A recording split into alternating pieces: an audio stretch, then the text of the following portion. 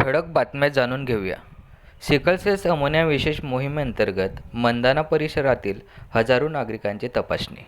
Sickle cell ammonia हद्दपार करण्याच्या उद्देशाने नंदुरबार जिल्ह्यात राबवण्यात येत असलेल्या विशेष मोहिमेअंतर्गत शहादा तालुक्यातील मंदाना प्राथमिक आरोग्य केंद्रावर मोठ्या प्रमाणावर सिकलसेल अमोनियाची तपासणी करण्यात आली.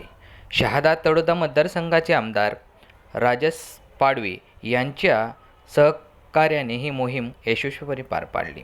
या मोहिमेअंतर्गत मंदाना, वाघाटे, पुरुषोत्तम नगर तसेच शहाणा प्राथमिक आरोग्य केंद्राच्या कार्यक्षेत्रातील हजारो नागरिकांनी सहभाग नोंदवला.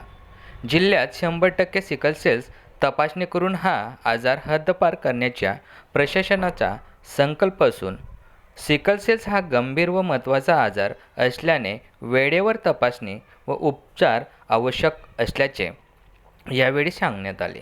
तपासणीत वाहक तसेच ग्रस्त रुग्ण आढळून येतात त्यांना शासनामार्फत 2000 किंवा 500 रुपये एवढे अनुदान मिळते.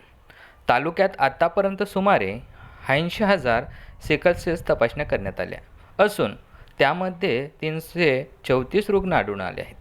सदर रुग्णावर सध्या नियमितपणे उपचार चालू आहेत. आमदार राजेश पाडवी यांनी सिकलसेल विषयी मोलाचे मार्गदर्शन केले.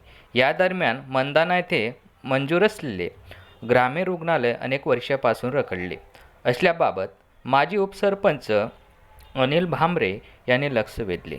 कार्यक्रमास शहादा तळोदा मतदारसंघाचे आमदार राजेश पाडवी, भाजपा जिल्हा उपाध्यक्ष प्राध्यापक मकरंद पाटील, राज्यस्तरीय अधिकारी डॉक्टर विनोद चौधरी, जिल्हा आरोग्य अधिकारी डॉक्टर रवींद्र सोनवणे, जिल्हा चिकित्सालय डॉक्टर विनय सोनवणे, जिल्हा क्षयरोग अधिकारी महेंद्र चव्हाण, तालुका आरोग्य अधिकारी उपस्थित होते.